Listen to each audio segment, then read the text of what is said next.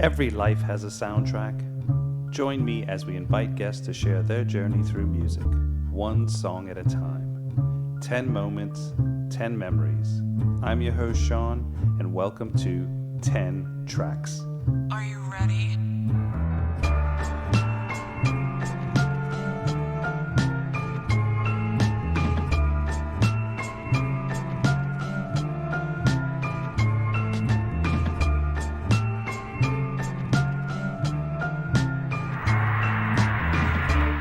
Welcome to 10 Tracks. My guest today is Lexy. Lexy is the lead singer-songwriter in Lexytron, a creatively offbeat English husband and wife musical duo based in Auckland, New Zealand. Hi, Lexy. Welcome to 10 Tracks. Thank you for having me. It's a pleasure to be here. What's the town called? Tāmaki? So the Te Reo Maori name for Auckland is Tāmaki Makaurau. Okay. That's why I wanted to wait to let you say it. Since you... And I've probably mispronounced it as well, being an English person living here. But I do my best to try and incorporate the Maori language where I can. So just to you're physically in New Zealand at the moment, where Yeah. Okay. Originally from England, but physically in Auckland. Yeah. So tell me a little bit about you grew up in what part of England?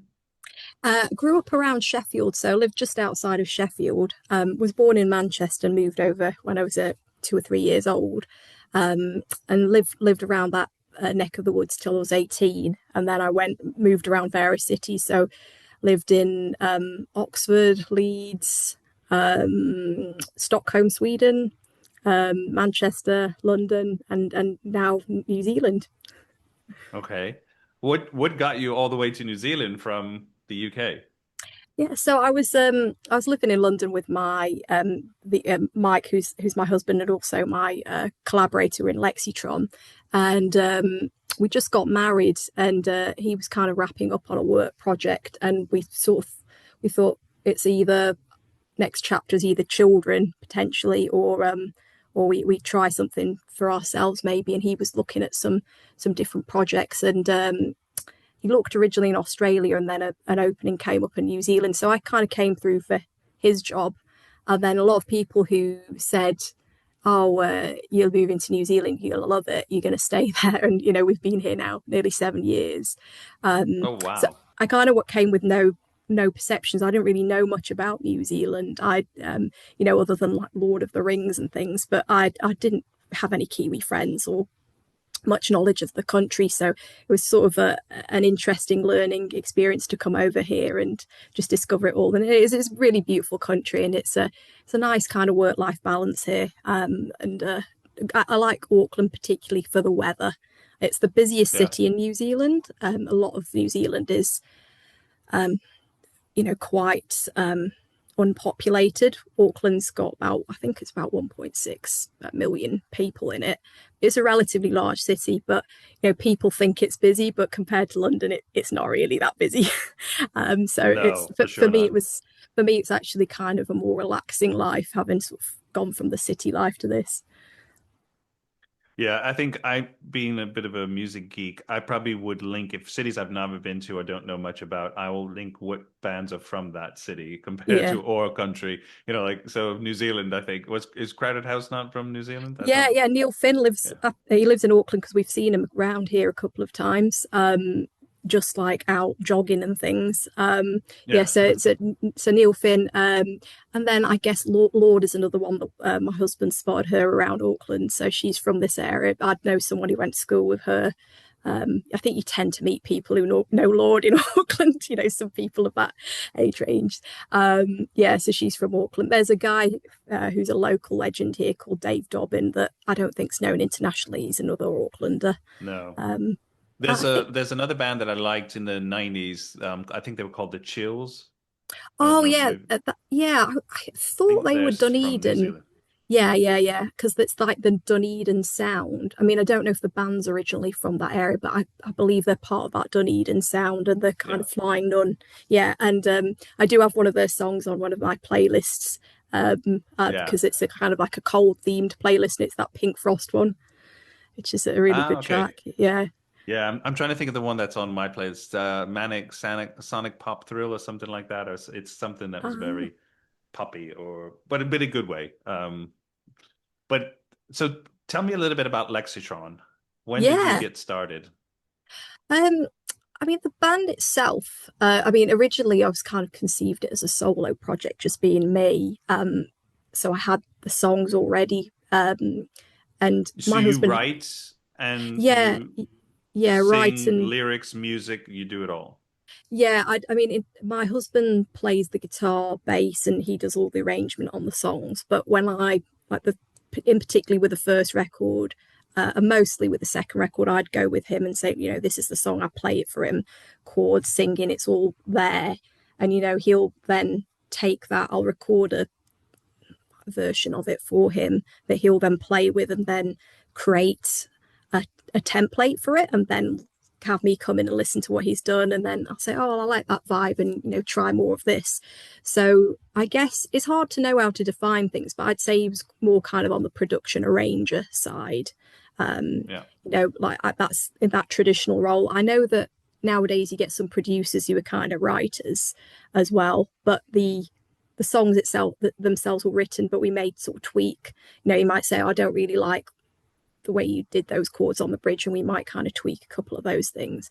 But with the second album, there are two songs on there. One's completely written by him. It's called Every Little Thing. And then there's a song that he just had a riff to that he calls his Morrissey, sorry, not Morrissey, his Ma riff. That was just goes like, duh, duh, duh, duh, duh, duh, duh. It's a bit jangly. And I Hmm. wrote the lyrics and melody around that, which was a bit of a first for me because I'd never done kind of writing to a riff before, because I just do it as chords and uh, lyrics kind of together. So Yeah. that's we'll see what happens in the future in terms of where any writing goes, really. Interesting. And then your first debut album is called Something Blue, That's and right. there's a Yeah. Yes. lot of links to the word blue in the title of some of the songs there, which I was really interested in. Blue's my Yeah. favorite Yeah. color, by the way, so I was Oh, really intrigued by that. So, that's it's interesting you point that out, because I mean, to come to say, your original question about how did we come about. I mean, we were living our flat in London, and I took the songs to him, and then he started to lay the backing tracks down in our spare room studio. And around that time, I guess Blue was kind of speaking to me in a way, because we went to this. They had this around Dulwich in London. There's this. I think it's an annual thing where you go to artists' houses and you look at their artwork. I okay, don't know yeah. what the festival's called. And I was looking at the paintings, and the woman said, "Oh, you really like the color blue?" Because I kept obviously saying, oh, "I like this one, I like this one," and then yeah, I guess when I'd written the album, had the album together, I've sort of noticed the blues in a few of the songs, and I was getting married around that time, so it just seemed like a fitting title. Um, but as well, I guess there's that kind of whole, blue is a word that, especially, I like a lot of old-fashioned 60s, 50s pop music, and blue is quite a almost an overused word in a lot of those old sort of more innocent songs. Um, Yeah, yeah, yeah. you Blue find Velvet, blue, you know. yeah, yeah. So that's kind of probably just really summed up the period. And I do think it's a great color. What's tell me a little bit about the song Gypsy Blue, because that was one I'd listened to a couple of times and was just trying Oh, to get. yeah. So, well, I don't want to spoil too much about the, what I've selected later, but there is an artist that I Okay. selected that we'll talk about later that I guess maybe has sort of similar vibes. I wrote that one on the piano. Um, I think, yeah, yeah. All right. So We'll it's just, segue into that then yeah, when we yeah, get yeah. to Um, but excellent. yeah, I mean, it's just like actually interesting with that song. It was just the gypsy part that was written, and then later on, I tacked on the intro to it, which is the sun is shining, the clouds are lining, that bit, which is basically it's Beethoven's Ninth.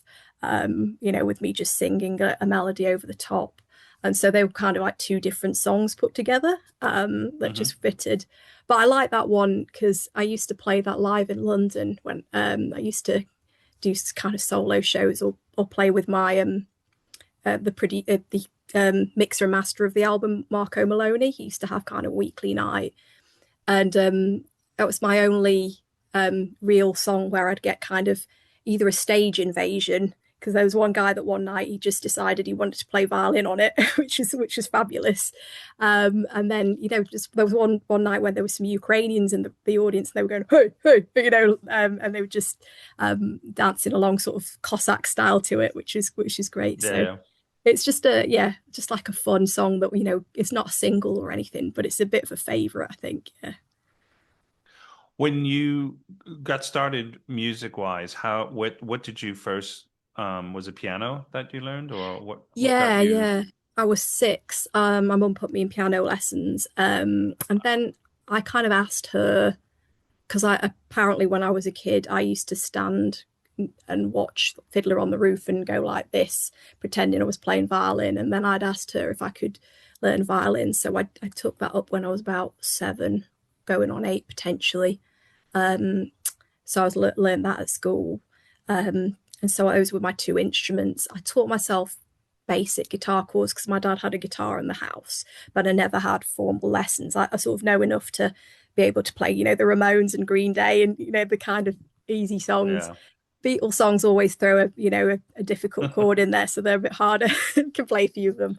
And then when I was a student, I bought myself a ukulele, just to be able to have an instrument to take around with me. So, some of my songs are just composed on that because it was just something I could pull out quickly to strum a few things. Yeah. So, yeah, those are Well, kind that's of. my nephew. My nephew did that as well. That's the first instrument he got to play and Ah, try to learn a few songs was on the ukulele. So it might be coming back. There might be yeah, a it's a resurgence lot. of this. Yeah, it's interesting. I think in some schools now they introduce that as a first instrument, whereas for us it was recorder, and maybe it was Hmm. for you. I don't know, but like that was my. I guess that was technically my first instrument was recorder. Really, I forgot about that. I think my music teacher said, "Here, take the cymbal, and I'll tell you when to just." That's as good as you're gonna be. But yeah, but I think I have a guitar, and I can kind of play Louie Louie on the guitar. That's as Oh, that's cool. chords wise as good as I can get. Nice one. Let's jump into your first track here. This is the Beatles. Yeah, Now you're a bit cheeky because you picked "She Loves You," but the German version that they recorded, yeah, I think it was in 1964 or something. yeah. Sie liebt dich. The reason I chose that one, I mean, the reason I chose "She Loves You," and then we'll get on to why it's the German version, is because my first musical memory, and I know I had heard music all around the house beforehand. Two early memories stand out for me. One is I think when I was asleep in my bed, or it might have even been in my parents' room as a toddler. There was a tape playing in the room, and it had Eleanor Rigby on it. I didn't know it was called Eleanor Rigby, but it was there was really haunting cellos on it and the strings, and I remember being a bit freaked out by it, to be honest. So I know like kind of that there was Beatle music playing earlier, but then I know that when I was about 7, I think, came home after I think I was at the library with my dad or something, and we came home, put the TV on, and there was a show called Sound of the 60s on, and they had the Beatles' She Loves You on it. And I just was like mesmerized by the performance and the song, and just like, what is this? I love this. And my dad was like, oh, I've got a bunch of tapes of them. It's the Beatles. And then just kind of going through that discovery of the Beatles around that time. Not long after that, um, I saw the Beatles anthologies which are being re-released now. I remember watching that on the TV, and then for the first time they broadcast Help, and I was kind of discovering the Beatles just as a child, and just Yellow Submarine, and kind of consuming it all. And then I've always had periods with the Beatles. So I remember then my dad coming home when I was probably about 11 with a CD that somebody at work had given him with all the albums on it, because I'd only heard some of the albums because he didn't have everything. And then discovering, Please Please Me for the first time, and kind of going through the songs because he'd left some of the songs off some of the albums as well. So finding all these new songs as well.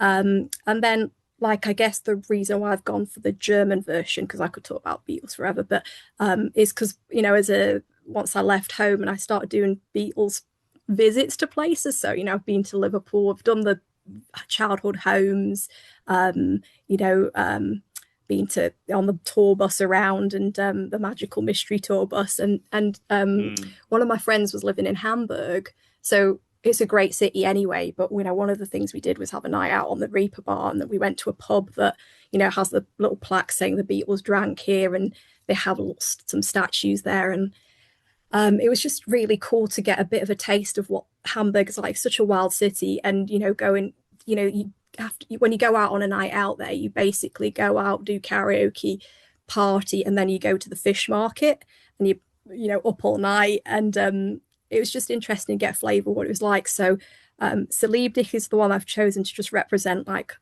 the journey that I've had with Beatles and that I still have in my life because, now my little girl is discovering them as well. And she Hmm. knows, she surprised me the other day. I have a tray with Beatles on them, and she's like, "Oh, that's John Lennon."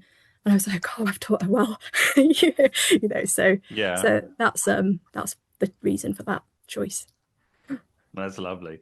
And what you were saying about some of the early stuff. I remember I had an older cousin who was big into music, Elton John, the Beatles, Stones, etc.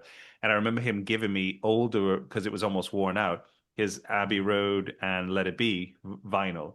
And then Mm. he obviously got new ones. And I remember listening to those and I was like, this is interesting. And I think there was a couple of songs I liked, but they were a little bit more far out. And I was really Yeah, young. I yeah, was yeah. maybe six, Like I Want or You, for 6 or 7. instance. Yeah, Yeah. And then I remember buying the cassette with my own money to get this anthology. I think it was the first one with a lot of the early, like She Loves You and I Want to Hold Your Hand and all that. And I was like, I love these songs. And it was like, yeah, I was still really young, but then, of course, now I look at Abbey Road as probably my top 10 of all vinyl. If I have to pick an yeah, album, it's probably in there. But back then, I was probably gravitating to some of their early stuff because I felt like it was just the way that they had created the songs. yeah, And then yeah, it went till about midway where you got, I don't know if Rubber Soul or yeah. Revolver were on there, but then you move on to a lot more where they But really were. later. Yeah, yeah, Um, I totally get that. I think I definitely was a more early, loved the earlier stuff when I was younger and then appreciated. Although I think I always liked quite a lot of songs on the White Album because that's such a there's so many different kinds of songs on there. There are kind of kiddie songs like Piggies and Rocky Raccoon yeah, and things. So yeah, I totally get that. And yeah, Abbey Road's I mean the end of it I guess is pretty child friendly because you've got, Golden Slumbers is a lullaby. I've sung that to my I daughter as love that. well. And Yeah, yeah. yeah, and then like Polythene Pam and Mean Mr. Mustard, they're almost like children's songs. I did sing her Maxwell Silver Hammer, which, if I was thinking, I hope she's not listening too carefully to the lyrics, but because it's a quite a fun song. So yeah, it's a bit of a Yeah. mix that album in terms of the styles on it as well. And I think probably when I was that young, I didn't really understand half the lyrics, but it was still come Yeah, together or something like that. But I mean, you can't fault George Harrison's something. I mean, that's just yeah, iconic as well. So gorgeous song. it's a Yeah. lot of, but I love that you picked this version, the German version. So it was really cool. Yeah, it's on. My dad had it on an album that I guess he got in the '70s called Rarities, and it was on a vinyl. And I used to hear that on the tape with along with "Komm Gib mir deine Hand." So they did two songs in German, and I read, and I think this is quite interesting that around that time you'll probably realize that a lot of these artists coming from Britain, like Sandy Shaw, whoever, they were all recording in French or other languages to appeal to the Yeah. foreign market. And the Beatles did those two songs and went, we're not doing that. And so they're kind of credited with popularizing the English language a lot more culturally worldwide. My Yeah. dad's Greek, so he was listening to them in Greece with English and he didn't understand what they were singing, but that's kind of his childhood You learn band, the really. words, just Yeah, even though you don't know what it means, you just know it to sing along with it and stuff. Yeah. yeah, yeah. Um, when you then got started, how were you writing the songs in terms of did you put the melody first and then kind of came up with, or did you already have a sort of concept of a story in mind or lyrics and then said, okay, I need to find some word like music that will fit these lyrics that I want to do, or Yeah. bit of both. So I tend to sort of write together. So it might be like, for instance, I can picture one song that I wrote when I was living in Stockholm. I just moved there, and I remember sitting in there's the kind of square on some steps in the centre of the city, Kungsträdgården, and looking and thinking, wow, this is a gorgeous place. And I felt, it's called Brand New. It's from the first album. And I was like, I feel, you know, I was amazed at all the sights that I was seeing. I didn't necessarily see all of those things, but it kind of the idea came to me as I was sitting out there. I didn't have an instrument with me, but when I got home, I then kind of had the initial idea and then I started strumming it out. So I guess that can happen is you can be out and about and you'll think of a concept and I made a note on my phone and then you then develop the song later. But then, generally for me, it's in a sitting and it comes out and it's pretty much finished. It may be that some of the songs, like if they're not as good, I might go back to them and tweak them later. Or you Yeah. might go and add a bridge here or something like that. But generally for me, it's either worked or it hasn't. and I've just abandoned the idea. With the song on my second record that I did with my husband, Disco Jenny, because I was writing to his riff, I remember kind of singing different things over that and because I didn't have an idea for the song. So the song kind of developed around the music. And that was a different way of writing. But for me, it's kind of a double together. Yeah, exactly.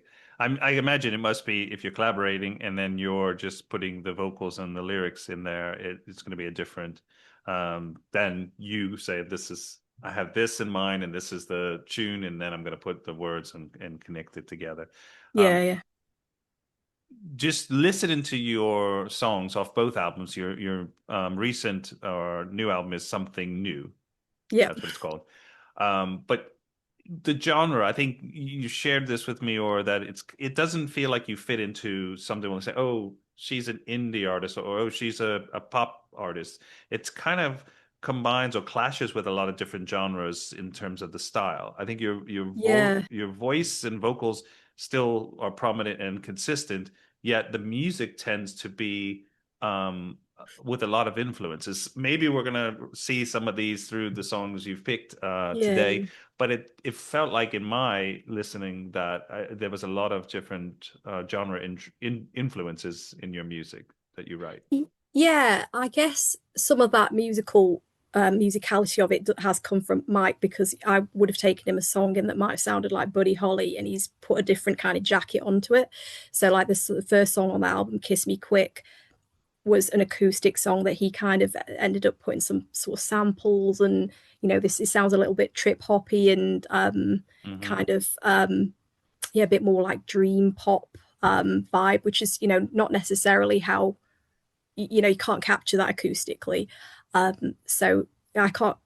Some of the sonic textures of the songs are because of how he's made them sound, but definitely like the actual the melodies. I think probably like I like to say that I know that I will never write anything as good as the White Album, but that's a template for me saying you can do whatever you want. Paul McCartney didn't care that he put out Mary Had a Little Lamb and followed it with a rock song next. He just put whatever he felt like it. So I kind of feel Yeah. the same, that I don't have to feel that I have to follow a certain template. And I did read an interesting review that sort of said that the second album, the first few songs sounded like it was from a completely different album to the rest of it. And I was like, yeah, that's probably true. But what's the problem with that? Like, I don't think there was necessarily saying there was, but that's I think it's a strength if it doesn't all sound the same. Um, Yeah, absolutely. yeah, Um, and I think, to be honest, I mean, and a lot of people have been sharing with me recently, some other artists and musicians who've been on the podcast, but I wasn't aware with so many different new or these subgenres that have kind of come out. I think when I was listening to music as a young, from, I don't know, 70s, 80s, 90s, when I was little, you had rock, you had punk, you had indie kind of alternative or whatever. It was almost just those were kind of the country and et cetera. And maybe hip hop rap as yeah, one, yeah, soul. but then you kind of got like I had a guest and he was saying emo rock. And I was like, what's emo rock? Which I had no clue. And then he's like, well, this artist. I was like, okay, so this artist who I did like, and I just thought, I just kind of classified it as a bit of Ah, alternative.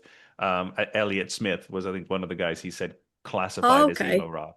I And I was was like, thinking like My okay. Chemical Romance, but when you said emo, but yeah, yeah, See, yeah. but there's so many different ones. And then I had a guest who had this band called Sleep and a Stoner Rock, which is Oh, another kind of genre that I never really heard of and stuff. So yeah, I mean, personally, I wouldn't, if I were you, don't need to be classified into a sort of sub-genre. I think that your yeah, music yeah, can stand for what it is, and the songs are because if you look at artists like Elton John, he's made so many different, you know, yeah, yeah, definitely. songs and took his music, and there's contrast to different ones. It's not trying to be the same. And as the Beatles are a good example as well, where they've kind of progressed, they've gone through different phases of their musical career. So I think everything Mm, is a progression. Um, with some regression. I think you can go back to some early stuff and kind of go back to it but if you look at Radiohead as well, they're like first albums compared to now, it was so different. mhm. So Yeah, I mean, it's an interesting. I mean, there are certain bands that I listen to because I know what I'm getting from them. So, to give you an example, that if I'm listening to a Ramones album, I'm not going in there to listen to Variety because I know what I want from that record. yeah. So, I do like that as well. But I obviously broadly am like of the indie rock pop kind of genre. But I think if you say I'm indie rock and then people listen to me, they might be like, that's not quite what I was expecting because they're thinking that it might be like, I don't know, Oasis or whoever else, because that's also supposedly indie rock. So it's such a Yeah. broad genre. So I don't think you can really capture an individual sound Well, I think independent is what initially it started from, meaning from these artists are not India. on major labels.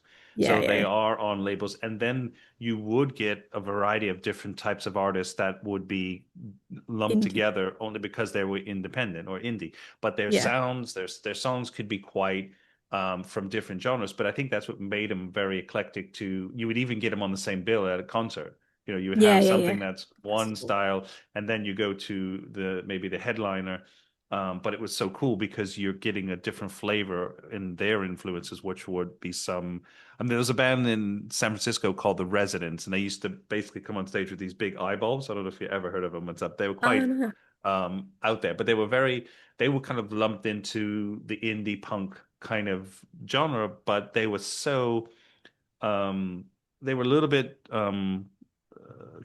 electronic, but before electronic was electronic, but different. And Yeah, so yeah. they would be in that category just because they would not fit to be a pop, they would never go on tour with a pop artist or some big because they were on an indie label, but they were just very different. And nowadays, I think you find that because there's so many subgenres, artists will gravitate to each other that are where they lump them in. But I still like the fact that you want people to be unique and different. You don't need to be one thing. Yeah, Or exactly. this is us. This is the only badge we wear. I Yeah. mean, the Ramones are a special case, I think, in a way. Yeah, yeah, yeah. I think it's interesting you mentioned the residents because I'd be interested to check them out afterwards. But I guess I was thinking that probably links quite well into another one of our choices coming up because you're talking about the sort of Bay Area. Okay, okay. Well, let's jump into track two. This one's and they're now playing again, the Yeah, Libertines. yeah, I think this is off the first album, Death yes, of the it is. Stairs, but Yeah, it's from Up the this Bracket. version. Yeah, the version I've chosen is not from Up the Bracket. I think it's from it's the B side to Don't Look Back into the Sun, but I actually heard the song for the first time because it was on a free CD. I think it was in The Guardian. My dad had it and I listened to it. It was with some other bands of the time. I think, like your Bell and Sebastians and Elbow, whoever else Yeah, was yeah. on it. And yeah, the song really stood out to me because knew at that point I still wasn't quite, I was consuming music through like mainstream channels, and I wasn't, necessarily like going listening to specialist radio shows at that time. So the Libertines were still kind of relatively left field at that point. Um, Yeah. and yeah, so I remember just hearing that song and thinking it was produced by Bernard Butler of Suede, and it's a lot more polished than the version that's on Up the Bracket. So I just generally I think it's a bit rockier. I prefer it. Um, but I remember hearing that song, and that kind of took me to discover the Libertines. Once I got a copy of Up the Bracket from the library, and I just love that album. And I'd say it's one of my top albums of all time, just because it really takes me back to a time. It's not necessarily better than London Calling, if you look at things objectively, but for me, it was just an important record because it just opened a gateway for me. And around that time, when I got into them, there was just this big saga about the Libertines. They were like all this tabloid fodder because you kind of Pete burgled Carl's flat, got put in prison. Then he got released. The band ended up disbanding, and then they formed these different bands. Like there was Baby Shambles and Dirty Pretty Things, and John, the bassist, formed Yeti. And I actually have been fortunate enough that because I was doing student journalism, I managed to interview 3 out of the 4 of the Libertines. I've never got Pete, but I've met Okay. them. Like I've kind of had the opportunity to, I've went to all the gigs, and then we just never thought they'd get back together again. And so it was really cool that I managed to see them when they did the 3rd record at the O2. And then this year they toured Australia, and it was a few days before we were hoping to go out to Melbourne for a trip we'd planned. And I was like begging my husband, please, can we go a few days early? I really would love to see them. And he was like, okay, well, I might have to do a bit of work, while I'm, to be able to, and you can kind of go to the gig.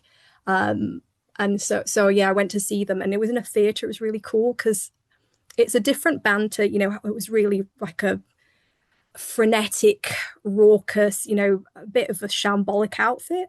But they were quite well presented. They did all the old songs, but then the latest album, which I actually think is really good, if you check it out, all's quiet on the Eastern Esplanade. Um, Mhm.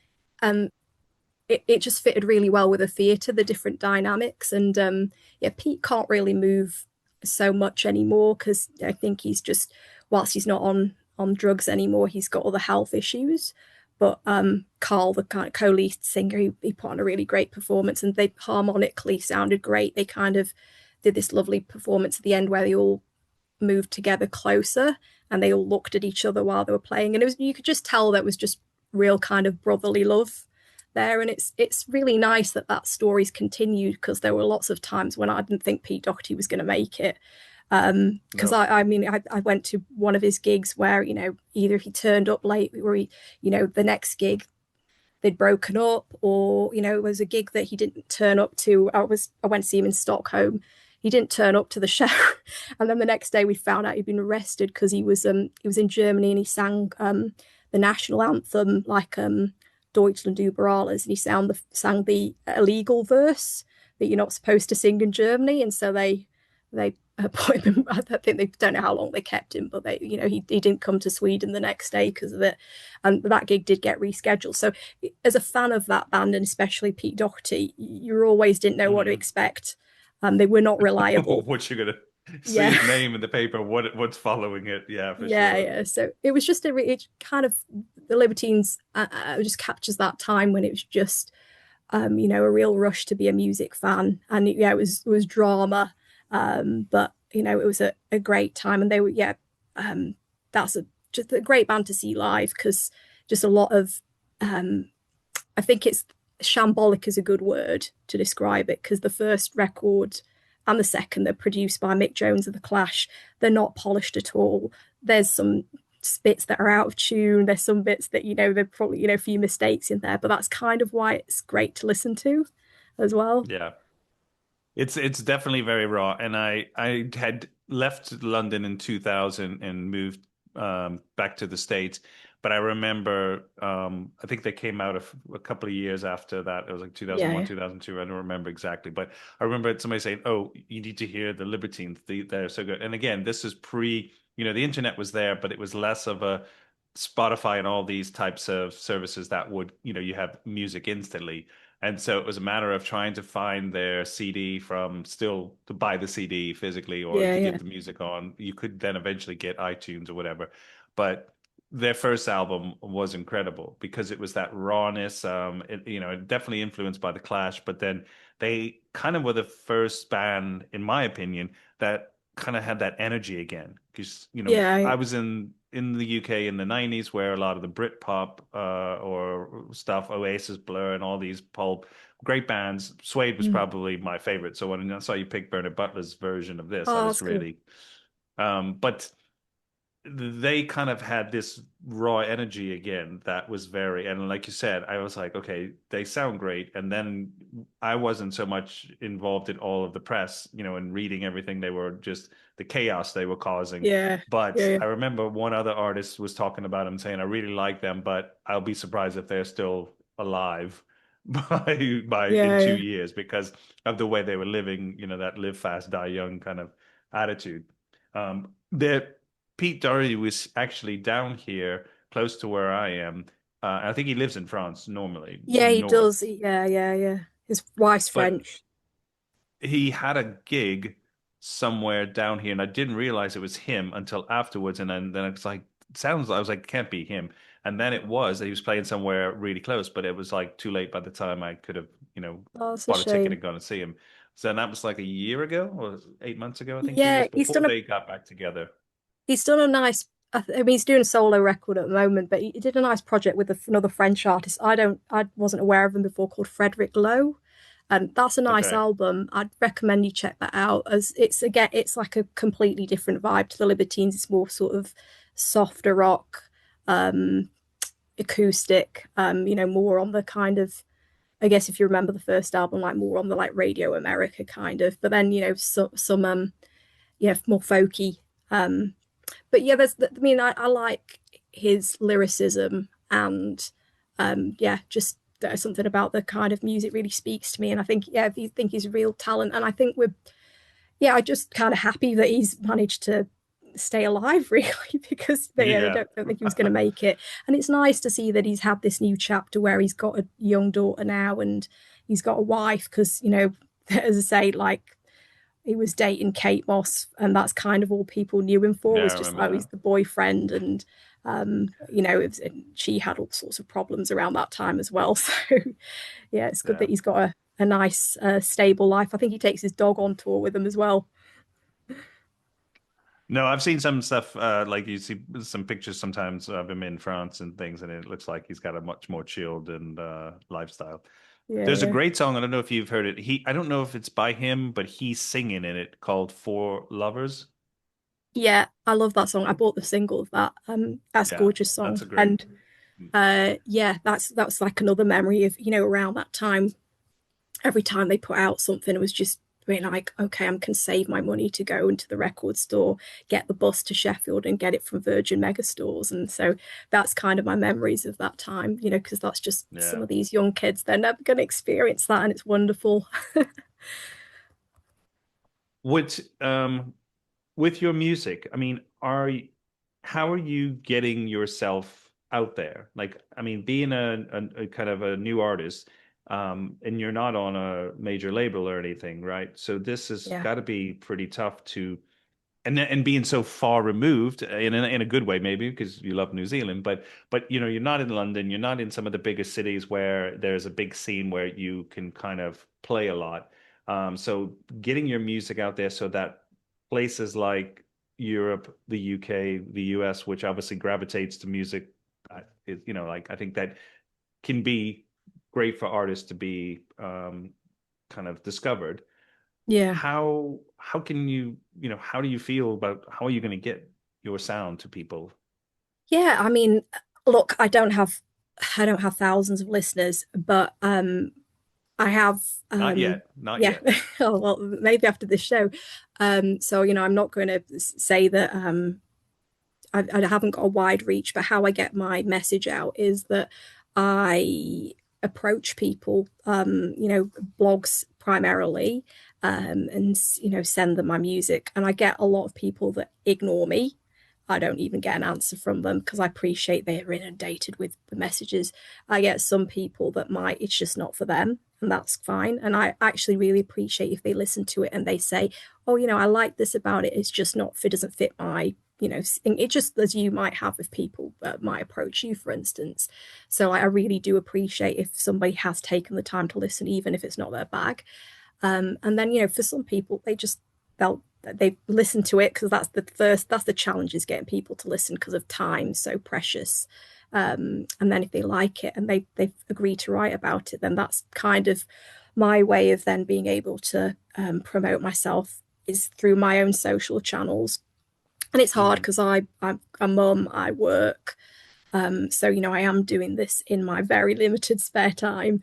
But that's another reason it's taken me a while to kind of get this kind of cycle going, is because I wanted to have some space to be able to do it and do it properly, because I do enjoy this process.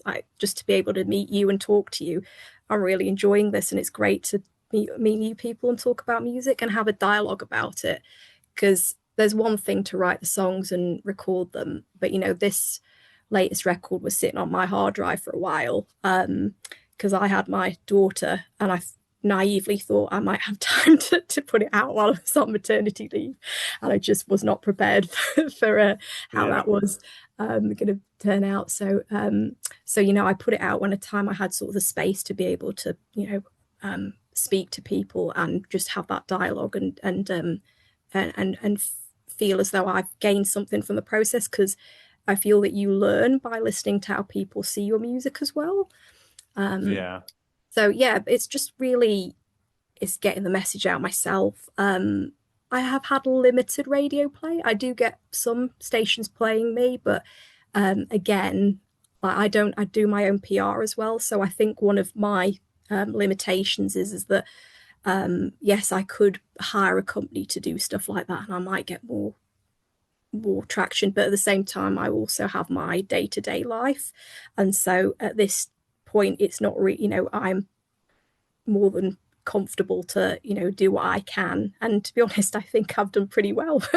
And I've managed to get some some good coverage, and finding you, and I did another podcast earlier in the year with a chat from the US, which was a really fun podcast as well, and I just heard about him through a friend. So some of it's just about kind of hearing about something and approaching people,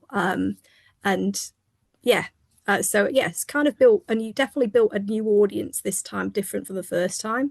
But there was a little bit of a gap between the records, so I may have also lost some, because it's fast paced these days. So maybe some people forgotten about me now, and that's fine, because I think it's, from my perspective, I don't know exactly what the next creation is that I'll my kind of project will be. I've got a couple of ideas, and we'll just see which one turns out right. But I just like that idea of not having a timeline, having no pressure, and just doing it as on my terms and when I feel like it. And that's kind of where I want to be.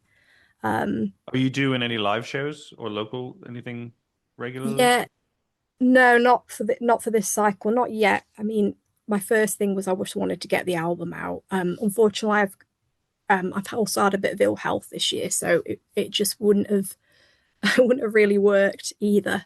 But that's kind of the other thing, is just having that option now that the records are. I've got 2 albums of music, and that can be a next step for me, is to get back into that, because I was doing that before I moved over here, and that could be another direction to go in and kind of develop that like a band here. So we'll see. Well, good luck with that. Thank you. We come to track 3. This is Green Day, One for the Razorbacks. Yeah.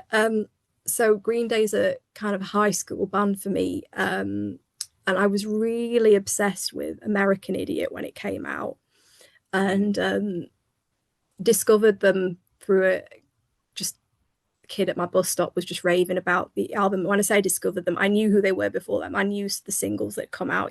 My sister listened to them. I kind of knew the radio hits, but I didn't at that point, hadn't bought the albums. And then when I heard American Idiot I was like, I love this band. And my dad had gone to America. My dad's a very important person for my musical education. My dad had gone to America, and the CDs were cheaper in America at that time. So he came back and brought all the records, like from the start, the kind of Gilman Street, that they did a first couple of records on Lookout Records. So this one's from Kaplunk. And so I kind of did that whole discovery with them. And through Green Day, that's where I started listening to Ramones and The Clash and kind of getting into punk, because that wasn't really what I heard in my house. My dad played kind of dad rock. I say he played a variety of music, but it was your Beatles, your Stones, your Who. He loves Jethro Tull, an Irish band called the Horselips. All that kind of Greek music, world music, that sort of thing. And my sister loved Britpop, grunge, so that was kind of what I heard through her. And then you had the mainstream TV and radio and things.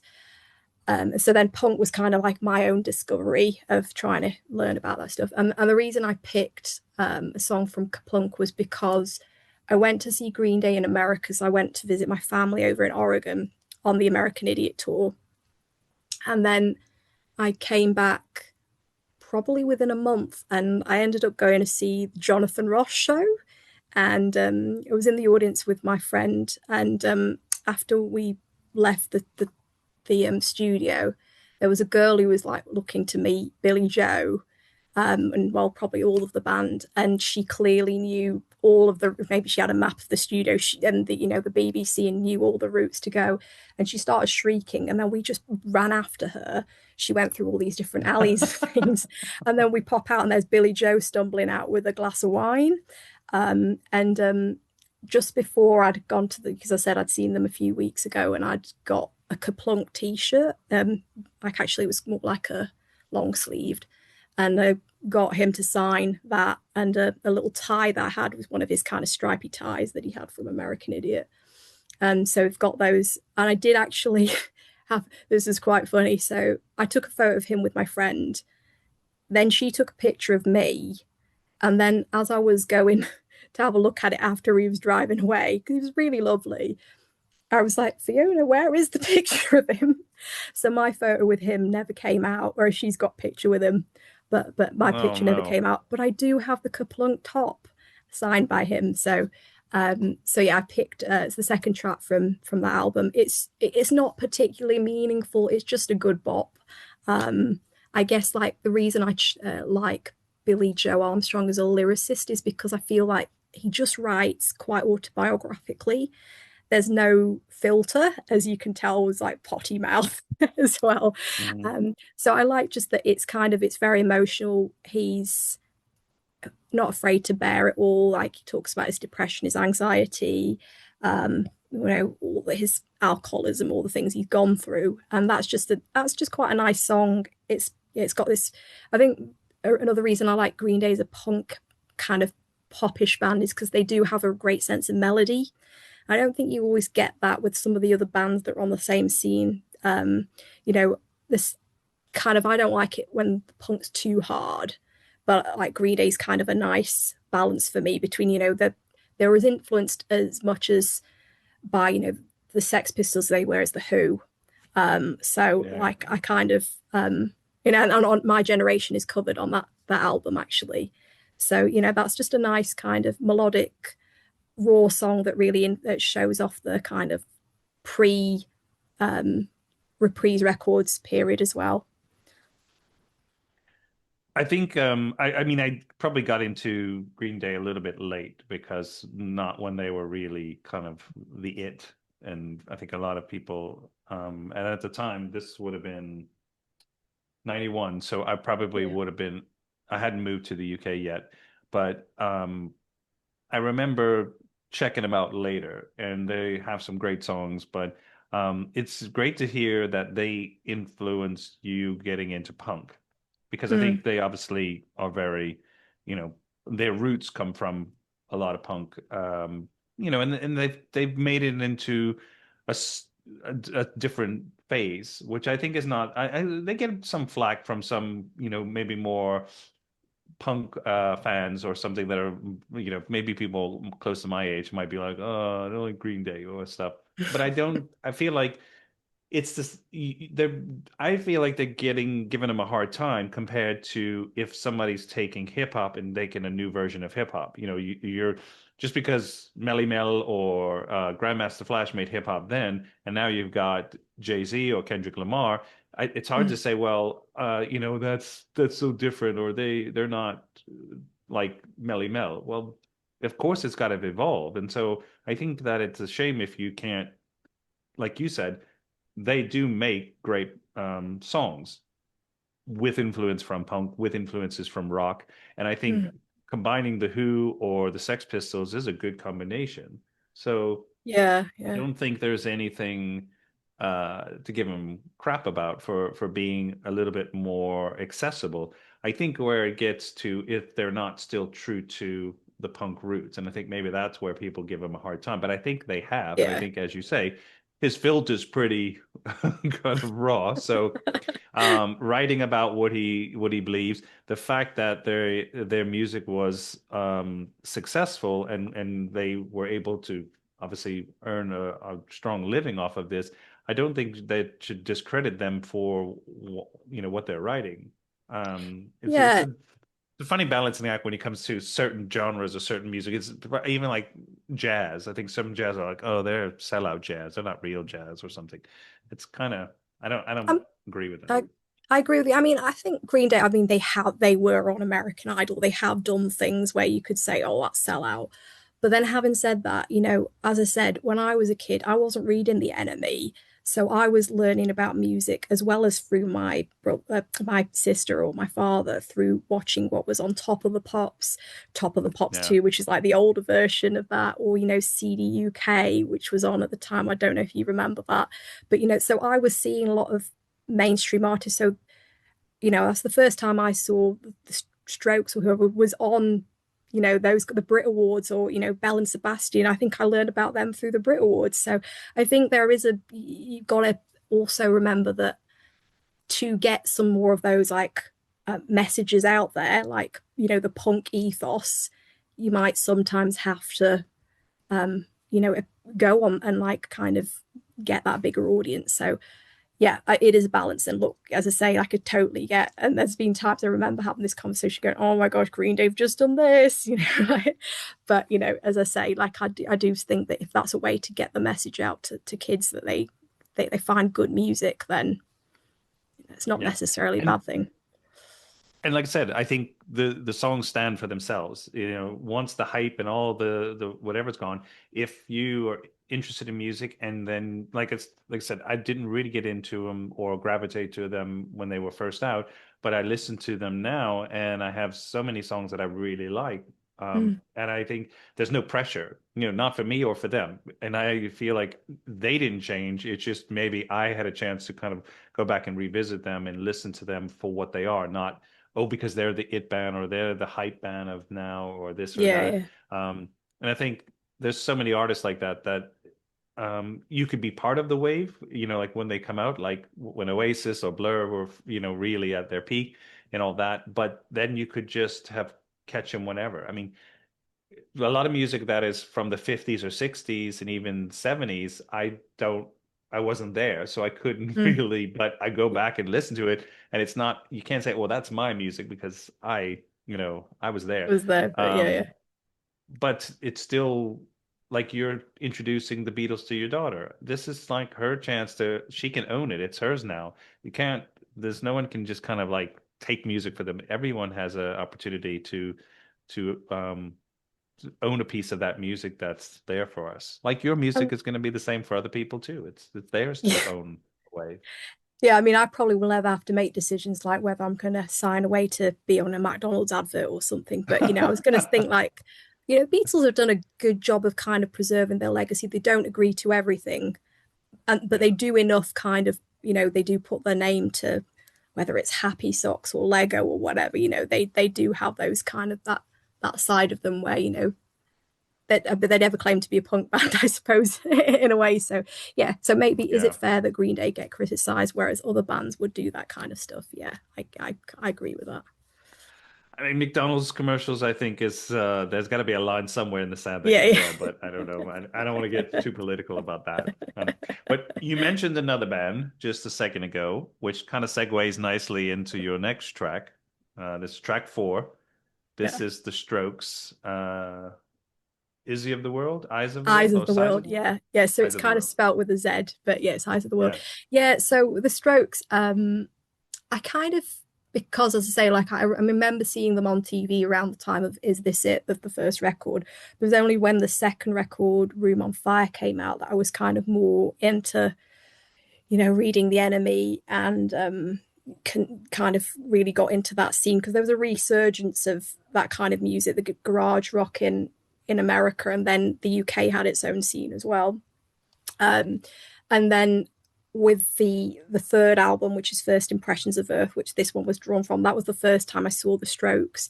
And um, two reasons I guess I chose this song is because it kind of reminds me of a time in my life where I was doing DJing. It was DJ Lexytron. That was my DJ name, and Yeah. I used to I used to play this song kind of in the pre-lead up to the main set because people were just starting to filter into the place I was DJing, and it was like a really cool. It sounded great when it was blasting, but I didn't have to get people onto the dance floor, so I kind of use that point as the time when I play music that I might want other people to hear, or that it's like, oh my gosh, you're playing that! I can't believe you're playing that song. But once the night kicks off, for me, it's like you've got to hit them with the songs they want to hear. And I'm not one of those people who would drop a song just to be like, right, I'm putting something here that you've never heard of, because then you do see people move away from the dance floor, and I like it. So that was something it was always catering to people, but I'd try not to put the most obvious single on if I could. So I Yeah. wouldn't play Mr. Brightside, but I might play another Killers song, for instance. But still playing the Killers. So the reason I chose Eyes of the World is because I think that's an incredible song. The guitar in it is amazing. It sort of crescendos as like Julian sort of keeps repeating words that have eyes in it. And so he's saying kind of like, an egg to fertilize or a desk to organize, and he keeps repeating, and it's like a mantra almost. And I think like symbolically, it's about kind of just viewing society. And so that's why it's called Eyes of the World. And then the guitar, the way it crescendos, I almost liked when I listen to them. I feel like if you replace the guitars of the Strokes with classical, an orchestra or violins, it's kind of classical, and that's why I really enjoy listening to their music, because there's this kind of is a real musicality and melodic in the lead guitar parts. I'm not a lead guitarist, my husband is, but so I can't talk about technically what they're doing, but I just like the sound of it. And Yeah. so around the time that it would have been after the record came out, there were a couple of, because I said the scene in England was incredibly interesting and vibrant, the rock scene at that time. There were two gigs that we went to that were pretty standout. Was one, Queens of the Stone Age. I think I'd like to say it was Maroon 5 were there as well, possibly Jamie T. I can't remember if he was there. Three bands, they were playing on a TV show, which was filmed at a bingo hall in Oxford. And Okay. I managed to get into that show because my station manager, I was working at this radio station there as a student, he wasn't able to get there. So I had to pretend I was Tom to get into the show. So it was like just a weird setup to be in a bingo hall and watch a band. And then my friend Fiona, shout out to Fiona, she got tickets via T-Mobile because it was for the same TV show, transmission with T-Mobile. She got tickets to see the Strokes at the Natural History Museum. So Okay. just an incredible venue we were like under the tail of the Diplodocus and watching the Strokes. It was just an amazing, spectacular place to see them for the first time. And yeah, they played this song as well. So it's like, they're playing the song I love. So yeah, just really, yeah, as I say, an underrated song by them, probably not as famous as their other one, and just a great kind of time in music, really, because it wasn't long after that then, that kind of music got saturated. And then I guess you were talking about subgenres earlier. And so whether we'll have this kind of music period again, like you seem to go through periods of music. And I don't know if rock's going to see that kind of period again where it's just rock music's dominating the mainstream radio. Like it has definitely had a resurgence, but because there's so much other stuff out there and tastes have changed, the Yeah. way people listen to music have changed. I don't know if we'll ever see it exactly the same again. So yeah, and yeah, great band. And that album's possibly like, it's got a few sleepers on there, but there's a lot of great songs on it. That one's kind of towards the end of it where you might have started to lose attention, but it like pulls you back. I wasn't familiar with this song or this. I've the first two albums by them. I have quite listened to quite a lot, and I like. But when I was listening to this song in particular, it was interesting because his voice just kind of stumbles into the song. The Yeah, music's going, and then he just kind of stumbles in, but it works so well. And I was thinking about because I tend to listen to the words and the vocals more so than I do the music, even though I'm mm, very, passionate about music or the actual song itself. I kind of figure out what they're saying. If they're not saying anything that I find inspiring or interesting, then I tend to, lose interest. I mm, may still like the tune, but it doesn't go that far. But like with him, this song, I was like kind of waiting for him, and then when he came in, it was just like, wow, I just unexpected, like in the way he kind of interprets how he should sing in this song. I find that fascinating, and yeah, there's quite a few different artists like that can take the song into their own and make it their instruments almost where you wouldn't think it would be, yeah, and yeah. there it goes. I don't know if this makes sense or I'm just talking crazy, but No, I mean, on um, that song, his voice really goes to some interesting places because I really like that kind of. It's not quite a scream, but he goes really, when he gets really passionate, he sort of yelps, and he does that on that song. And then it kind of at the end of he's about to say vaporize, and it sort of stops partway at the end. And I think that's yeah, really clever. But I've seen him solo because I saw him. He had an album out called Phases for the Young, and that's a good record. One of the first vinyls I bought when I got my vinyl player, and yeah, that's a decent record. And yeah, he's a really interesting writer, and I think it's interesting that he writes the songs primarily and the lyrics. I mean, of course, I said that for me, like with the Strokes, the guitar parts are really integral, and so credit to yeah, yeah. Nick and Albert as well. But yeah, I mean, I do find that interesting that it's just his name on the songs. So and they're very that with the Strokes you're going to get it's going to be a rock song. So we were talking about diversity. I think they've certainly become more electronic as time has gone on, but yeah, that's kind of like I like his that style, and that's why I listen to the Strokes because that's what I want from them. Yeah, exactly. Let's jump to track 5. This is Regina Spektor, Yeah, Fidelity. yeah. So I first heard about her through the Strokes because she did a B-side. I think it was Reptilia. It's called Modern Girls and Old Fashioned Men. And she's singing with the Strokes. And I remember listening to that, but at the time didn't pick up her album. And then that was from the album Soviet Kitsch, and then the album around that time was Soviet Kitsch, and then the album Begin to Hope came out, and that was the first single off it. I remember people at university just saying how, oh, we love her, she's amazing, and I hadn't quite cottoned on to it yet. And then I saw the video for that song, and I was like, oh wow, she looks. There was something different about her. I'd kind of when I thought of a female pop singer, there Mhm. was Britney, Christina. Um, I remember like Tori Amos or Bjork, but there was something when I saw Regina Spektor because she also played piano as well.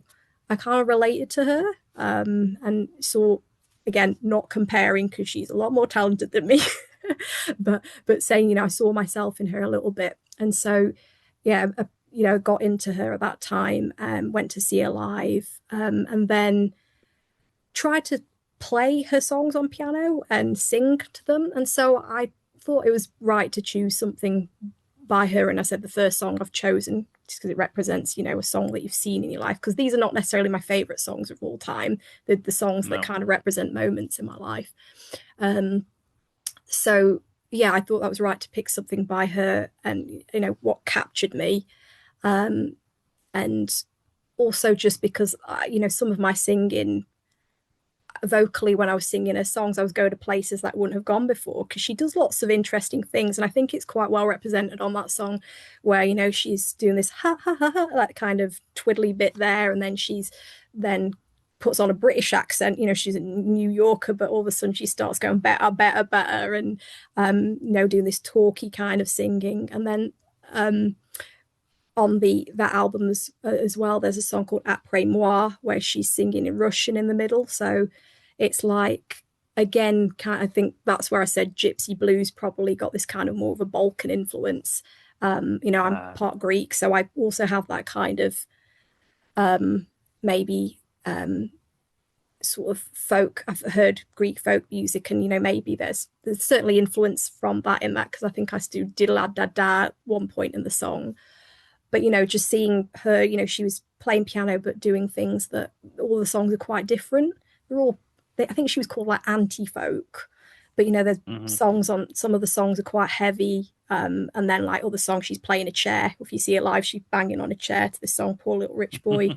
And then other songs are very piano ballads, so there's quite a lot of different dynamics to her music. That one's definitely her kind of pop hit, but I think it's a great pop song. And yeah, definitely in terms of an artist that influenced me in terms of where I went with Lexytron. I don't think a lot of my music sounds like her. There is one of my songs from the first record called Brand New, where vocally, probably is somewhat influenced by her singing.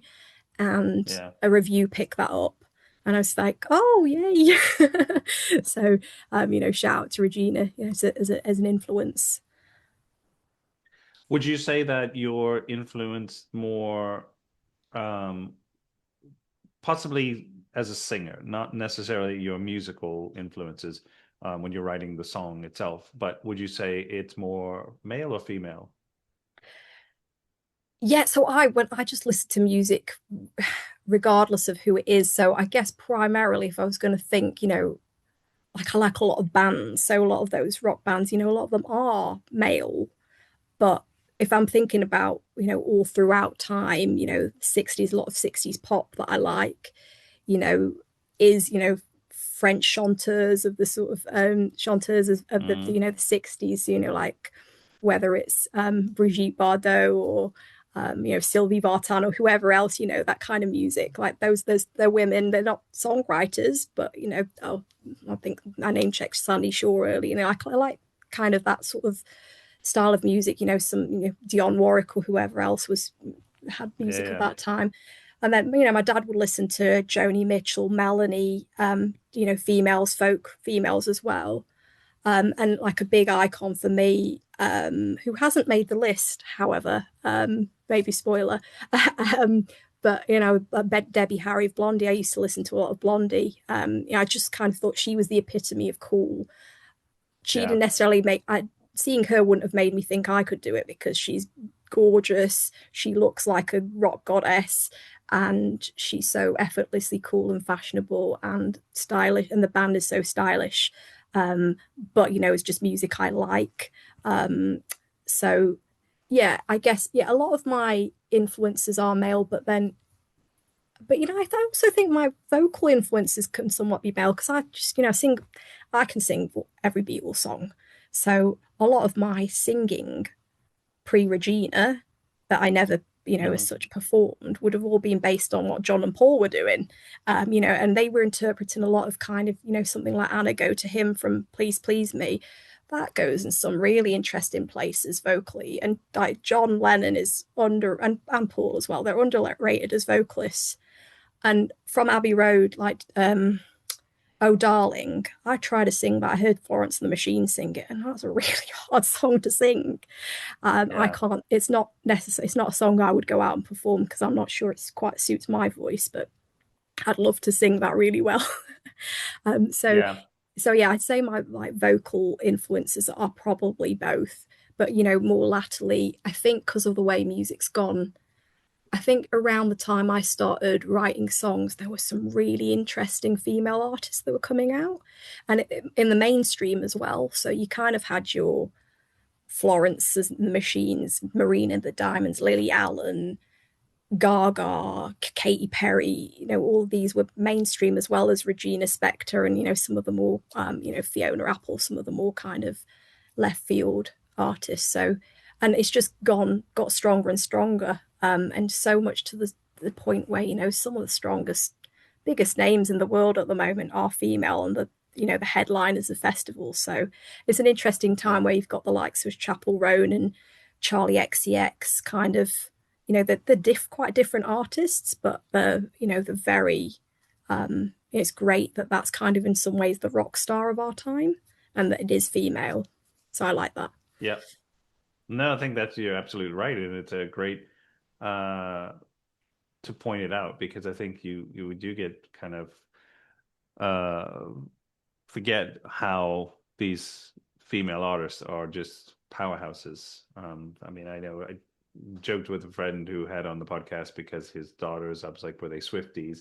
You know, and think about, you know, and just I know a couple of Taylor Swift songs. I'm not, you know, huge fan of her stuff, but it doesn't mean I think as an artist, I think she's done incredible stuff and, you know, trying to seize her publishing and her the rights of her songs and stuff. I feel like that's um, you know, she was one of the first artists to do something like that. So I think that is definitely empowering when you see somebody like who's taken back what's theirs and what they created and really in control of their. So I think that's a should be a Mm. good influence on everyone, not just women, of course, but you know, it should be an influence on artists or people who are inspired by these Yeah, yeah. artists as such. Well, we now can go to the track six. This is the song's called Stone Cold by Lexytron, for those Yeah, listening. yeah. This is off your new album, Yeah, Something New. yeah. Um, yeah, so the reason I've chosen this one is because it represents a time in my life when I was living in Sweden. I told you about one of the songs that I conceived when I was there, and this was another one. Um, it was a very cold place to live for 6 months. I've never, you know, I'm a war-blooded person because I'm half Greek, half Iranian, even though I grew up in England. So to live in Sweden where it's snowing for 6 months of the year, it was different, but I absolutely loved it. That was a gorgeous city, Stockholm, and you get used to the cold, you just layer up. But as a result, when I start to kind of remove layers as it got warmer, people were like, "Oh, I didn't realize. I kind of thought you were a bit bigger than you were," you know, because I think I was like Chandler in Friends, sorry, Joey in Friends with just lots of layers on. Um, Yeah. because you know I was trying to keep warm. But there was a specific night out. I was coming back from De Base Slusen for anybody that's listening from Sweden, and the T-Bahn had broken down, which is the kind of tube. Have you visited Stockholm? Yeah, I've been there quite Yeah, a few yeah. times. Okay, so It's a beautiful city. yeah, love it. And I was living a few stops down the line from there, but I couldn't get home, and I had to walk home at 2 3 a.m. I can't remember the time. It was freezing. It was -20. I remember coming home and just like, right, I don't know if I jumped in the shower, but just feeling so chilly, and then like starting to write the song just because physically I felt so cold. But then, you know, as I always say with writing a song, it starts off about one thing and it's about something completely different by the end. Yeah. So that song was written then, but it was only kind of when I was playing some songs, you know, for the second record for Mike, and I hadn't would have necessarily thought that this would be one he would have thought was good. Um, but he was like, oh, I like that one. And then, you know, he kind of put this sort of I guess it sounds like he likes to say it's like this Christopher Nolan kind of atmosphere on it. I think it sounds quite Cure like the atmosphere of the song, but it's quite different to, I'd say it's quite a different soundscape to the other songs. And even on the first record, it's a little bit more gothic-y, eerie. Um, but at the same time, I just think it's got a nice melody. I'm trying to do a few different things vocally as well on it as well. And yeah, so it really captures, moment in my life then when I wrote it and where we are now. And, we're coming to December. It's cold in a lot of countries. And keep your ears out. There might be something coming related to that song. That's kind of represents where we are now as well. I really I liked the song and I felt like it definitely had that dark kind of atmosphere. And trust me, I've been to Stockholm in particular in the wintertime. I think I've flown in and then it's like snowed that night. It was like almost 2 inches of snow or something crazy. And I was in the hotel and I had a meeting and I ended up just staying in the hotel and then going out the next day after when they plowed and did all the stuff they normally do. Yeah, They're pretty quick. But not like England, because everything breaks down in England when there's snow. yeah. Although this story makes it sound like things that was probably the only time that I was in a major issue getting home. But they know how to handle the snow. Normally, you can get around. But yeah, it's a beautiful city. I had such a great time there. I met some wonderful people, and I can't wait till there's an opportunity for me to get back. It might be a while given I live over here, but I just always love going there and going and having my cannel buller and coffee in one of the coffee shops to warm up. Yeah.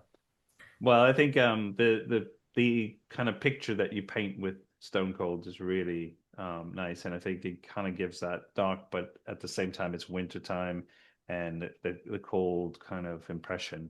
So it's pretty cool. Thank you. Glad you enjoyed it. Um, let's jump to track 7. Yep. This is City Rain, Making Plans. Yeah, so City Rain is a Manchester band, and the singer-songwriting duo that make up City Rain is Chris Ball, who's now doing music as every other weekend, just put a single out. So shout out to Chris and my husband, now husband Mike. So I met in here's another musical link. I met my husband because I met Chris at a gig. And at the time, it wasn't his. I saw a band called the Wigs who had supported Kings of Leon previously, and I went to see them in Manchester on my own. And I didn't know many people in the city at that time because I said I was born there, but I went back when I was older and ended up talking to Chris and his girlfriend. And when I left the gig that night, she turned to him and said, "Oh my God, she'd be perfect for Mike." So they engineered us to meet. So when I first met him, I didn't know I was going to meet him. I thought I was just meeting the two of them. And, so I kind of immediately, once we did start dating formally, I became the sort of wagon away of City Rain. So they were kind of going around. They played all the venues you could play in Manchester, pretty much. They played in London. They did Paris, Amsterdam, different gigs. So I was there watching them, and it was just a great time because when Making Plans was on, that's when all the people, especially when they had their mates, would kind of stage invade and start going crazy because it was kind of like their hit. And so, yeah, that just reminds me of a time of being in Manchester. And yeah, at that time, I wasn't creating myself because even though I'd written songs at that point, I just kind of thought, well, I've written songs and I didn't see myself as a performer as such. Right. I'd done one performance, like as a covers performance at that point, but I'd kind of put that stuff to the side. I didn't see myself as a singer or performer because I think you mentioned earlier who you're singing for. I don't see myself as a singer in a way because I didn't train as a singer. Some kids I've always sang, I've always been in choirs, but I wasn't training and kind of learning the craft as such, from a young age, not like with piano or violin. So whereas I can say I played those instruments and I took exams and stuff. So that's why for me, like it's nice if people enjoy singing, but it's still something that I probably don't have full confidence in because I feel a bit of an imposter. But I guess everybody can sing. So yeah, just choosing City Rain song because it reminds me of that time. And yeah, it's people should, if you like kind of indie rock music, they're kind of like a cross like between like Idlewild and maybe the National, REM, Oasis. Like these are kind of influences. And they did two Yeah. albums, and yeah, that's just a good fun pop song, pop rock song, and yeah, I hope people enjoy it. Yeah, I It's, want to check them out a little bit more because I obviously I didn't know them, and so this was a uh, new one for me to be able to hear and yeah, listening to it when I did. But I want to explore some of their other stuff and check them out. yeah. I mean, they were played on Steve Lamacq. He really liked them. He'd play all the singles, and Steve Lamacq's really, if he plays you, Hmm. like it's good, good. And it wasn't because they were going through a PR or something. He literally said we met him once at a festival. He's like, "I'll just send it in." He didn't care who it was coming from. So yeah, that probably is a good point just to encourage people. Is don't think you necessarily, obviously those channels do have use for people, but there are things available for you to be able to submit your music, and you don't have to have representation. So like, because I think that's the issue, is that money is such an ob could be a barrier for a lot of people because they think they have to spend so much money to be able to get heard. And I think there is stuff you can do without it. Yeah. We now jump to track 8. This is well, I mean, he's everywhere now. You can't on his social media because he's been performing lately. But this is Bruce Springsteen off his 1984 album, I think, huge album. This is Dancing in the Dark. Yeah, love that record. Like, as in, like the album, have that one on vinyl. And again, Bruce is somebody I would heard growing up.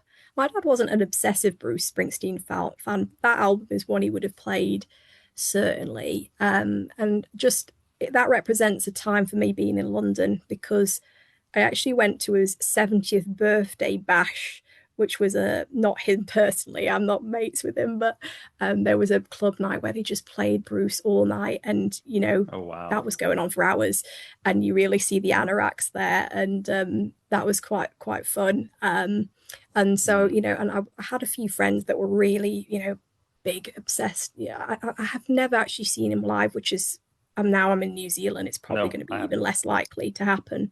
My husband has. Um, but yeah, like I have really fond memories of going out to having that night out, and then for our wedding, I was really nervous about the idea of dancing in front of people as the first dance. So I decided it would be more brave for me to to do a first song. So me and my husband did our kind of first Lexytron gig at our wedding. We played three songs, and the first one was Dancing in the Dark. Oh And wow. there's a version of it on my SoundCloud, so you can hear that. Um, it's not from the wedding, but we did a version for that afterwards, and I'm playing the guitar part on violin. Then we did "Be My Baby," the Ronettes as well, which is another great song, and from Revolver, "And Your Bird Can Sing," which is another song we've played live as Lexytron. Me and my husband, we played that in Auckland. Actually, we did a little show here, part of a part of another thing. So yeah, so that's just kind of really represents that time in my life, whereas it was kind of the song, and just sort of if you like if we go out and we hear it, we'll be like, and then my husband will kind of like pull someone else, like like Courtney Cox in the video, and like have a dance with someone else, which is fun because he's great fun when you go out. So yeah, it's not necessarily my favorite Bruce song. It was one of the great ones, but it's to say like that's the song. No, it was good to hear it picked, and I think I've had a guest who's already had another Bruce Springsteen song, um, but this one was nice because it's probably not the first one I go to on that album, like you said, but it is I do like it, and then hearing it when I was playing it a couple of times recently just to kind of check out your playlist, I really it been kind of brought it back to me again. So it's been a Yeah, while yeah, because I remember when it first came out in the 80s. I was younger, but obviously um, he was everywhere. And now I see him a lot on social media with his new, tour that he's been doing. Yeah, And the actually movie. some friends have just seen him live this past Oh, summer. cool. I think he was in Croatia or somewhere like that, or in Berlin. And so, it's incredible. But yeah, he's a solid artist. I mean, I feel like it's just, I can imagine they having these 70th parties for him because it's something. He's just, his influence is everywhere, and it's weird because I didn't think about him when I was young, and especially trying to get into punk and then other stuff. I was like Bruce Springsteen, and then Yeah, as I got older and you hear his songs, you're like, wow, these are such amazing, just songs that he's crafted. So it's yeah. I mean, we mentioned the Killers earlier, and their first album was not like Bruce Springsteen, but their second album, as soon as that is Bruce Springsteen, and I've kind of kept with that template since, like, it's a key influence in this, how they sound, and like Sam Fender's another person, War on Drugs, like those kind of bands, you really hear his mm, influence in them. Yeah, and as you say, solid artist. He's done different stuff, on Born in the USA. I mean, there's some more kind of like old school rock and roll sort of numbers on there as well. And he's done obviously the more folkish kind of. yeah. There's so much in his career. I don't know all of it. I'm not an anorak, so I don't know everything he's done. But I've listened to a good chunk of it, and I've still more to discover. Haven't seen the film. Would be interested to check that out though. Hear that's it's a good The new one is performance. just out. Yeah, Yeah. yeah. We come to track 9. This is the dudes. Be mine tonight. Yeah, so this represents New Zealand. So coming here, I don't really know too much New Zealand music other than, as you mentioned, Crowded House, um, Lord, OMC, How Bizarre. Like that was a big Yeah, one in yeah. the 90s. Um, so certain music that's come out of New Zealand, I know. I didn't really know Split Ends, which is the other Neil Finn project, which I understand Split was Ends quite. were first, then Crowded House, right? Yeah, I think yeah, it yeah. was. So Yeah, like, yeah, so that was kind of a band that I sort of like, oh right, they were. I know they're known outside of New Zealand, but I kind of learned about them more when I was here, and then I kept hearing the name Dave Dobbin everywhere, and everybody's like Dave Dobbin, and I was like, who is Dave Dobbin? He's obviously a big deal here. So I guess he's kind of like Paul McCartney or Phil Collins, just kind of like an elder statesman in New Zealand. So his first band, from what I understand, is the Dudes. He's from Auckland, and okay. then like he did a band called DD Smash, and then it was like kind of solo, and he's done a few kind of songs that are kind of the Kiwi national anthem. One of them's a really cool song you should check out called Slice of Heaven. And it's like it's very 80s. It's a good fun song. Yeah. It's like you will hear it everywhere here. The reason I picked the Dudes was because I moved to New Zealand, and 6 months later borders closed. So I think I said to my family, I'll see you in a year. Did not see them till 3 years later because I couldn't leave New Zealand because we wouldn't have been able to come back in. We were on work visas. Hmm. And it was a tough time because we lost a family member, and we couldn't leave New Zealand because we couldn't get out. And my This is mother-in-law, around COVID or just yeah, just just about a month after COVID, like April wow. 2020, my mother-in-law said there's no point in you coming over. It was very sudden, within 2.5 weeks. She's like, there's no point in you coming over because you won't be able to see me. So, yeah, just a really difficult time. And we felt blessed to be in New Zealand because we were able to do a lot of, we had a short lockdown. We were able to do a lot of things normally, but, it was, say, a tough time because we weren't with our families while they were going through grief and also just not seeing each other and being locked in. Um, and the dudes hadn't, from what I understand, they hadn't been together for many years. And they were playing a show at Auckland Town Hall, and one of my friends who I met here, Sarah, who's a big Beatle anorak, and we kind of bonded through that. Met at a music quiz.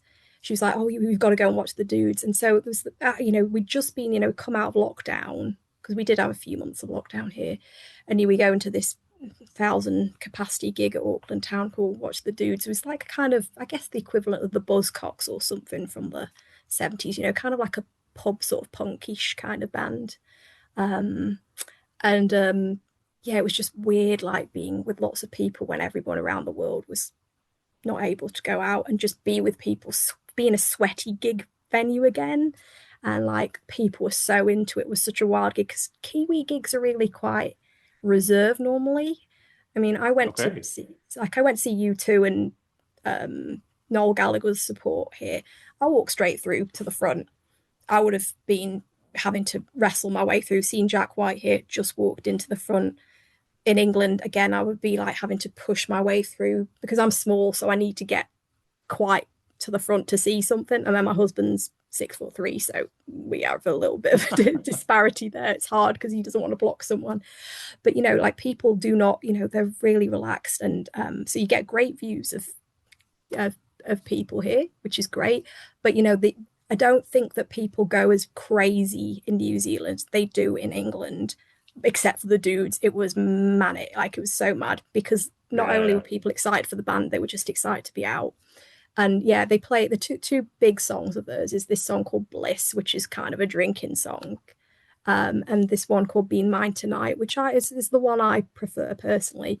And like I think it was not necessarily a hit at the time, but it's kind of become like recognized as one of the great news Kiwi songs.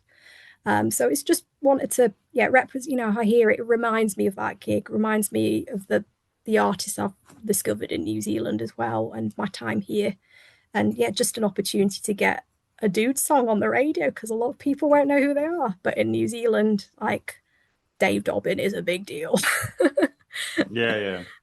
No, and I wasn't familiar with them either, so that was also a new kind of Yeah. find. So that's And interesting. That's he's not the singer in that band, I should point out. He's actually the guitarist, but that is the song he takes lead on. And then, as I mm, say, he forged this solo career afterwards. But yeah, like Gorgeous, I think they only did 2 albums, and they're kind of doing the circuit again around New Zealand.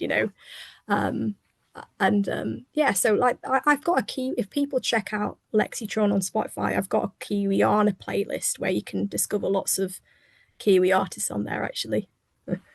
yeah. I mean, I do feel your tracks so far have been very diverse in a way, and just kind of influences from quite a lot of different areas, not just specifically one or like limited. So it's interesting to see some of like where uh, your picks and where they came from. Yeah, yeah.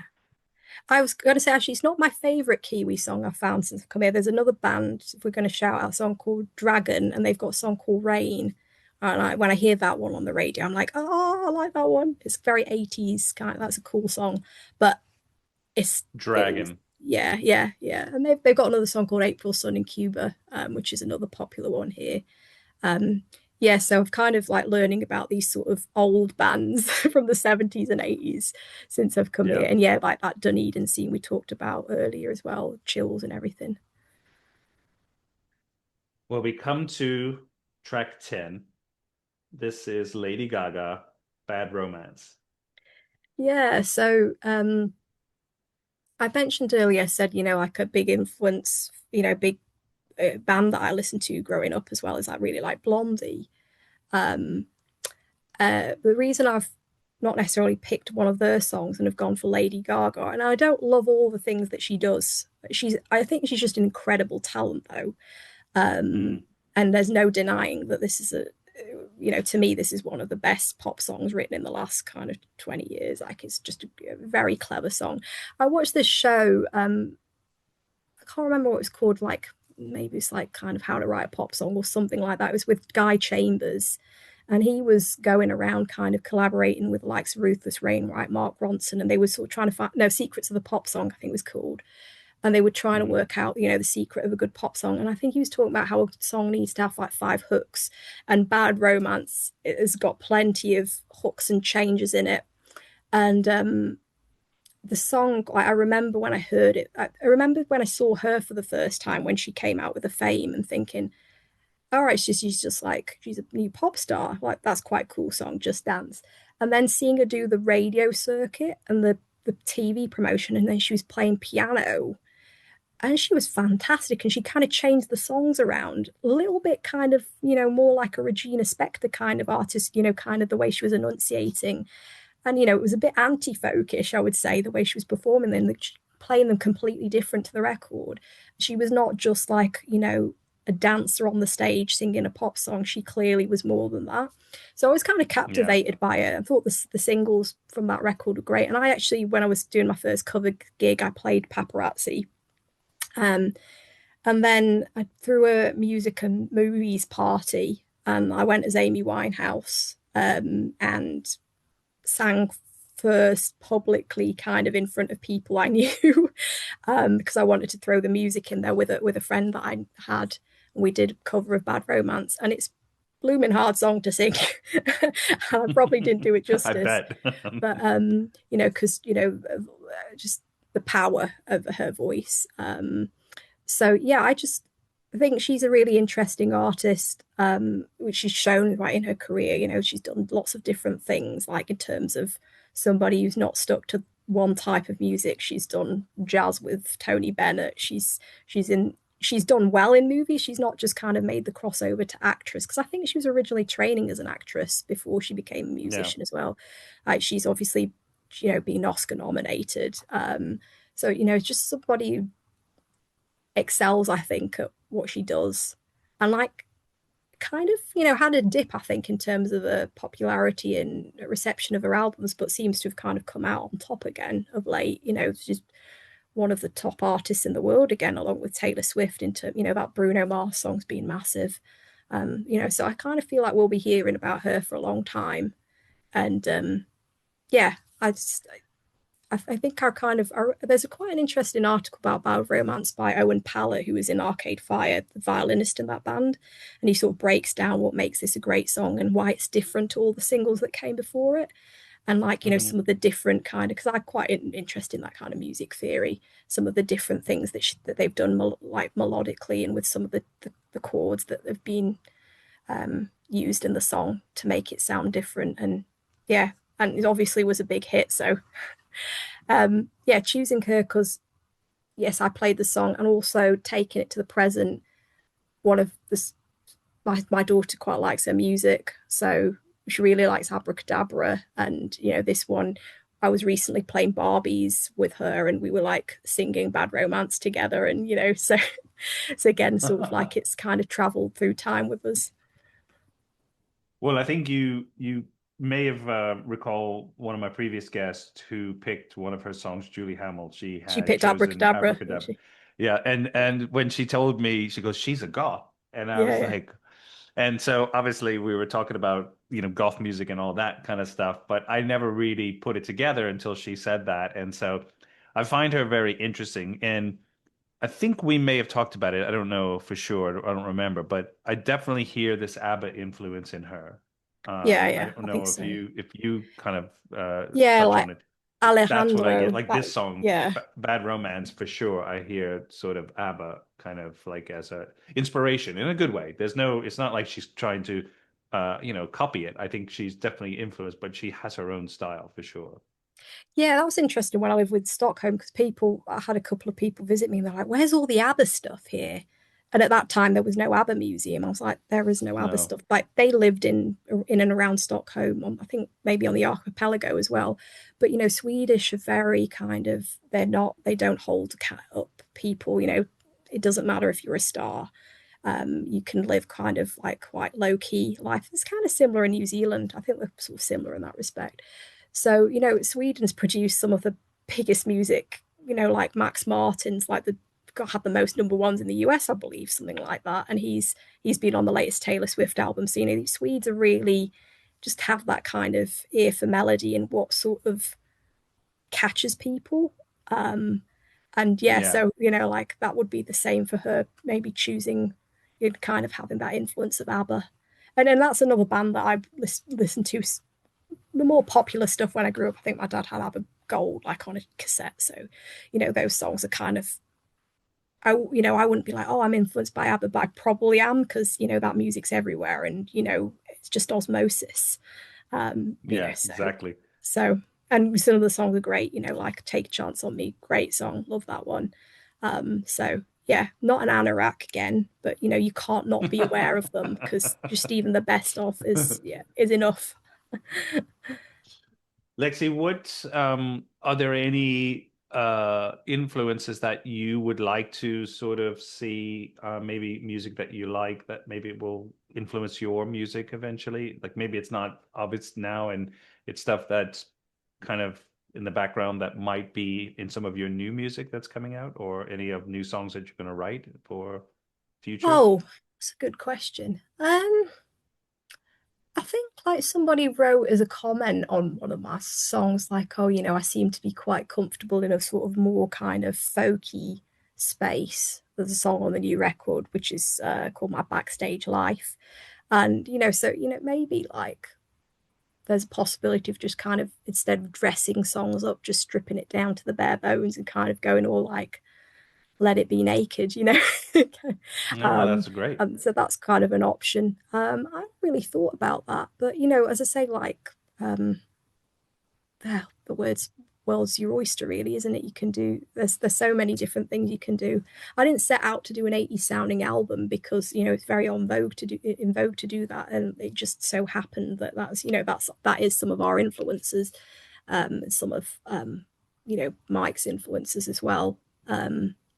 But yeah, who knows? Not really put my mind to it. Well, it'd be interesting to hear some of your what's next and what you'll be, working on. But really look forward to sharing or getting more people to hear your new album, Something New. Thank you. Stone Cold, obviously, we can give that one a lot of is a song for them to taste or to get into. But look forward to what's next. I'd appreciate you to be a guest on the show and to share your 10 tracks. But I really wish you the best as an artist to continue Thank you. to find your voice, continue with your voice and where it takes you. I always say to people, as we say goodbye, to be kind, be humble, be love. And I hope that, all the best as you Oh, get. thank you so much. And also to you, and like I've really enjoyed what I've heard of the podcast so far. It's a great concept, and I just good luck with it. Thank you. Ongoing. I'll send some of my music friends your way as well if you're interested to talk to any of them. Absolutely, for sure. Thank you, Lexi. Thank you. All the best.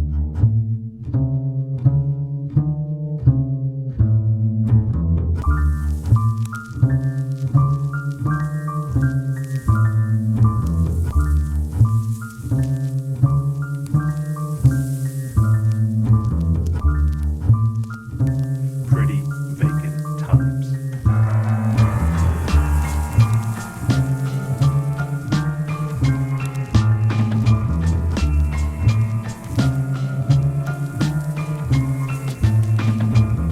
Are you ready?